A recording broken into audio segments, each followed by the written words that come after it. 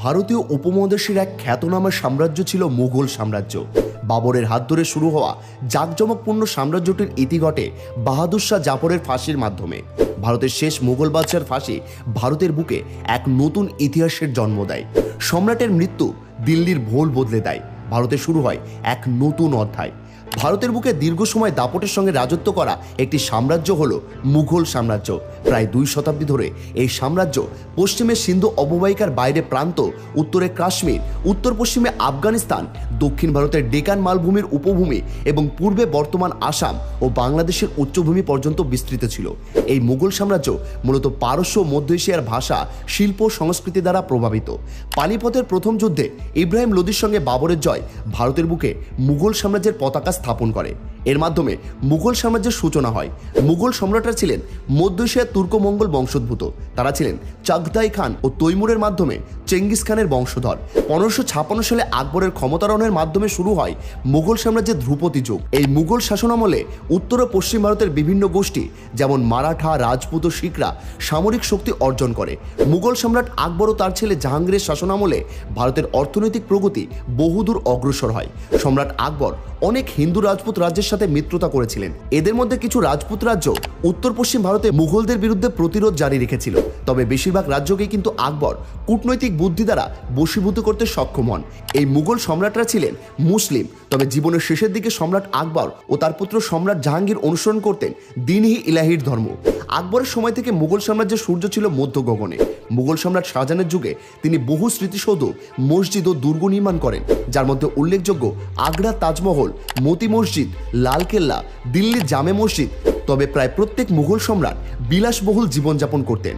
শাহজাহানের পুত্র আওরঙ্গজেবের আমলে মুঘল সাম্রাজ্যের সীমানা সর্বোচ্চ পর্যায়ে পৌঁছায়। তবে বিশাল মুঘল সাম্রাজ্যের শত্রুর অভাব ছিল না, যাদের মধ্যে অবশ্য উল্লেখযোগ্য ছিলেন শিবাজি। ভোসলের অধীনে মারাঠাদের আক্রমণের ফলে সাম্রাজ্যের অবনতি শুরু হয়।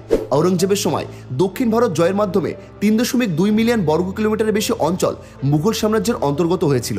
এ সময় সাম্রাজ্যের জনসংখ্যা ছিল 150 মিলিয়নের বেশি, যা তৎকালীন পৃথিবীর জনসংখ্যার প্রায় 1/4। 18 শতাব্দীর মধ্যভাগ নাগাদ মারাঠারা মুঘল সেনাবাহিনীকে হারিয়ে সফলতা লাভ করে দাক্ষিণাত্য থেকে বাংলা পর্যন্ত মুঘল প্রদেশগুলি জয় করতে থাকে। এর মাঝে মুঘল সাম্রাজ্যের প্রশাসনিক এবং অর্থনৈতিক প্রক্রিয়ার দুর্বলতার কারণে অভ্যন্তরীণ অসন্তোষ সৃষ্টি হয়, যার ফলে বিভিন্ন প্রদেশগুলি একে একে স্বাধীন হয়ে যায়।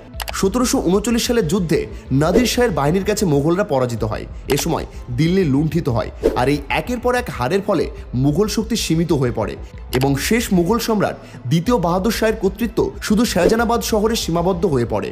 মুঘল সাম্রাজ্যের পতন শুরু হয় 18 শতকে। এই সময় থেকে বেশিরভাগ অঞ্চলে মারাঠা এবং পরে ব্রিটিশদের নিয়ন্ত্রণে চলে যায়।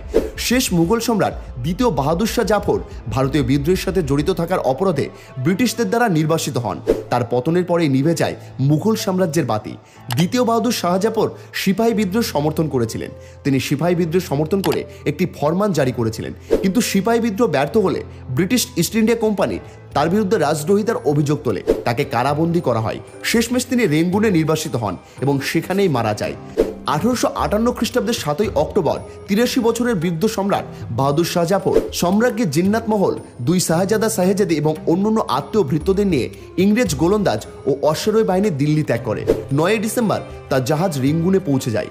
ব্রিটিশ বাহিনীর ক্যাপ্টেন নেলসন ডেভিসের বাসভবনে ছোট গ্যারেজে শুরু হয় সম্রাট ও তার পরিবার পরিজনদের বন্দি জীবন। এই সময় সম্রাটকে শুতে দেওয়া হয় এক পাটের দড়ির খাটিয়ায়।